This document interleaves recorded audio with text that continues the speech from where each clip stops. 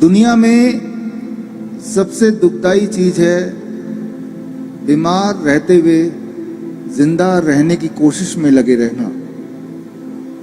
अगर आप सोचें, गॉड ने हमें इस धरती में भेजा है, क्या हमें दर्द देने के लिए, बीमारी देने के लिए भेजा है?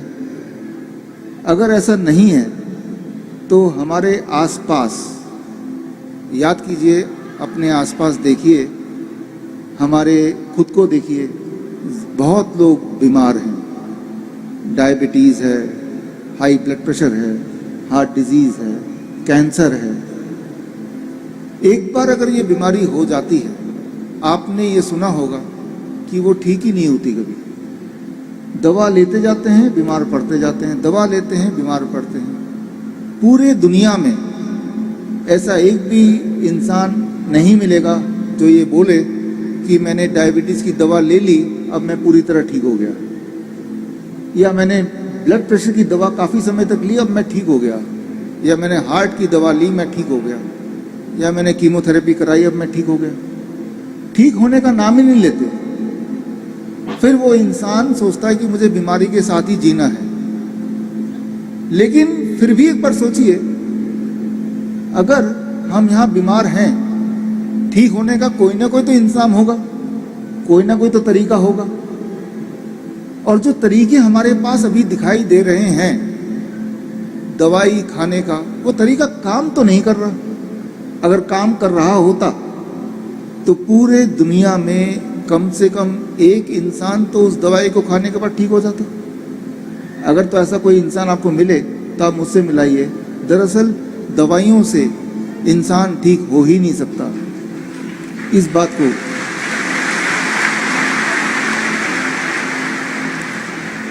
बात को समझना ज़रूरी है और समझना बहुत आसान भी। दवाइयों से इंसान ठीक क्यों नहीं हो सकता? इंसान उसी चीज़ से ठीक हो सकता है जो गॉड की बनाई हुई चीज़ है। दवाई इंसान की बनाई हुई चीज़ है। इस बात को थोड़ा आसान भाषा में मैं आपको समझाना चाहता हूँ। पहली बात तो जो हमारे मित्र अंकुर जी ने बोला, आज से 5 साल पहले मुझे आने का मौका मिला। DIP डाइट, जो पिछली बार मैंने बताया था, जो लोग पिछली बार नहीं थे, 5 मिनट में वो डाइट मैं बता देता हूँ और उसके बाद आगे क्या करना है वो बताऊँगा। आप में से जिनके माता पिता को डायबिटीज़ है, दवाइयों पे है, ब्लड प्रेशर है, दवाइयों पे है, थायराइड है, दवाइयों पे है, जोड़ों के दर्द है, दवाइयों पे है, आज एक बार फिर से वो DIP डाइट में आपको बोलता हूँ, आप याद रख लीजिए, कीजिएगा ज़रूर, ताकि दवाई उनकी छूट जाए, वो पूरी तरह स्वस्थ हो जाए। करना क्या होगा? बहुत ही आसान है। 12 बजे तक, सुबह जब भी उठें, 12 बजे तक सिर्फ और सिर्फ फल खाना है। 3 से 4 तरह के फल। कौन से फल? जो फल आपको मिल जाए, जो फल सस्ता हो, जो आसानी से आपको मिल जाए, आसानी से आप खा पाएँ, जो आपको पसंद हो। मीठे से मीठा भी चलेगा, आम चलेगा, अंगूर चलेगा, चीकू चलेगा, केला चलेगा, सब कुछ। कितना खाना है, इसी में सारा गुण है। खाते तो सभी हैं, कितना खाना है, दैट इज वेरी इंपॉर्टेंट। आपके वजन को 10 से गुणा कर दीजिए। मेरा वजन है 70 किलो, 10 से गुणा करूंगा 700। अब इसको ग्राम कर दीजिए।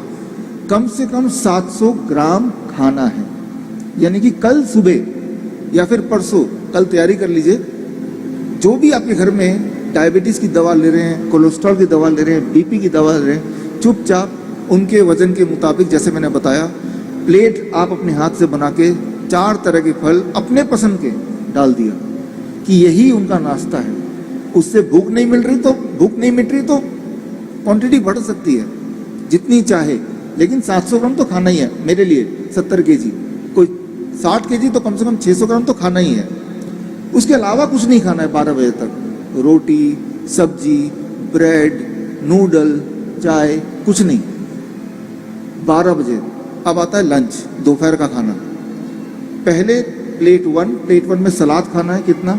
आपके वजन इंटू 5। मेरा वजन है 70 kg इंटू 5, 350 ग्राम। 350 ग्राम से कम खाऊंगा तो वो खाना है, 350 ग्राम या उससे अधिक खाऊंगा तो वो दवा है। खाना दवा बन गया। सलाद, टमाटर, खीरा, मूली, गाजर, ककड़ी या सलाद पत्ता, लाल, पीली, हरी, शिमला मिर्च, प्याज, 4-5 तरह के कच्ची सब्जी जिनके दांत मजबूत नहीं है, थोड़ा स्टीम कर लिया, थोड़ा उबाल लिया। लेकिन फॉर्मूला ये कि कितनी क्वांटिटी, इतना खाने के बाद 350 ग्राम। अब आप खाएंगे रोटी, सब्जी, दाल, चावल, जो खाना चाहते हैं वो खाएंगे, जो आप रोज खा रहे हैं वही खाएंगे। डिनर 7 बजे से पहले खत्म कर दें और डिनर में भी वही करें जो मैंने अभी बताया। लंच के लिए दोपहर का खाना और रात का खाना एक जैसा। 2 चीज छोड़ दें, एक जो चीज फैक्ट्री से निकल के आती है, बिस्किट, ब्रेड, पैक चीजें, राइट, या जो चीज जानवरों से निकल के आती है, दूध, दही, लस्सी, मक्खन, घी, पनीर, छाछ, चिकन, अंडा, छोड़ दें। जैसे ही आप ये करेंगे, जो लोग डायबिटीज के पेशेंट हैं, तीसरे दिन तक उनका ब्लड शुगर ऐसे नीचे जाने लगेगा, उनकी मजबूरी हो जाएगी गोलियों को, दवाइयों को छोड़ना या कम करना। इंसुलिन है तो इंसुलिन को 40% कम करना पड़ेगा, नहीं तो वो बहुत नीचे चला जाएगा। जो लोग ब्लड प्रेशर की दवाई ले रहे थे काफी सालों से, 1 हफ्ते के अगर करेंगे तो उनका ब्लड प्रेशर की दवाई कम करनी पड़ेगी, नहीं तो ब्लड प्रेशर नीचे चला जाएगा। जिनको सिस्ट है, ये डाइट से सिस्ट भी गायब हो जाती है। डाइट से जब करेंगे धीरे धीरे सिस्ट कम होगा, डिसॉल्व होगा करते करते। और पथरियां भी, स्टोन है, सिस्ट है, वो गायब, वो कम होती खत्म हो जाएगा। और जो आपको पेन, मान लो सैलेड है, लोग बोलते हैं कि हम फ्रूट कहाँ से खाएं, हम इतना नहीं अफोर्ड कर सकते, या फ्रूट को या सैलेड को, कि जो ब्रेन के पेशेंट हैं अगर वो कनक खाना छोड़ दें, आटा खाना छोड़ दें, तो वो हील हो जाते हैं। सिर्फ कनक खाने से लोग बीमार हैं, सिर्फ गेहूं की रोटी खाने से। हाँ। और वो सिस्टर बता रहे थे कि गेहूं 1901 के बाद बोई जानी शुरू की और कमर्शलाइज हो गई, और उससे पहले लोग जो थे वो मोटा अनाज खाते थे, कोदरे की रोटी है ना, बाजरा और क्या क्या होता है, रागी, बाजरा, कुट्टू, चना, जौ। सुनो मेरी बात, अब जो मुझे मालूम नहीं, कोदरे का आटा और गेहूं के आटे में फर्क है? महंगा है कोदरे का बहुत? नहीं, महंगा नहीं है, सेम रेट है ना, थोड़ा बहुत। कम से कम अगर मुझे हेल्थी रहना है, अगर आपको हेल्थी रहना है, आटे को, गेहूं को अपनी जिंदगी से निकाल दो, दूसरी रोटी ऐड कर दो, आप बॉडी में फर्क देखना कितना होगा। कि अगर आपको हीलिंग करनी है, आपको पथरी गायब करनी है, आपको सिस्ट गायब करनी है, 7 बजे के बाद खाना बंद कर दो। आपने कहा 7 बजे के बाद कि 7 रात को, वो क्यों? ये एक बहुत इंपॉर्टेंट बात है, इसको समझना जरूरी है। आपको खाना है 7 AM to 7 PM, 7 बजे से 7 बजे तक। अब जो 7 PM शाम को 7 बजे से लेके अगले दिन सुबह 7 बजे तक जब नहीं खाएंगे, जैसे फास्टिंग बोल सकते हैं, आपने कुछ खाया नहीं, याद रखिए आपका बॉडी लगातार उसको खाना चाहिए। जब आप खा नहीं रहे तब भी, तो क्योंकि आप खाना नहीं खा रहे हैं, तो बॉडी क्या करती है, आपके अंदर जो सिस्ट बना हुआ है, स्टोन बना हुआ है, उस स्टोन को अगर आप निकाल के माइक्रोस्कोप में देखेंगे तो उसके अंदर कैल्शियम मिलेगा, मैग्नीशियम मिलेगा, विटामिन मिलेगा, प्रोटीन मिलेगा, वो सारी चीजें जो बॉडी को जरूरत है, वो कोई खराब चीज नहीं है। तो जब खाना नहीं खाते हैं तो बॉडी को न्यूट्रिशन कहाँ से मिलता है?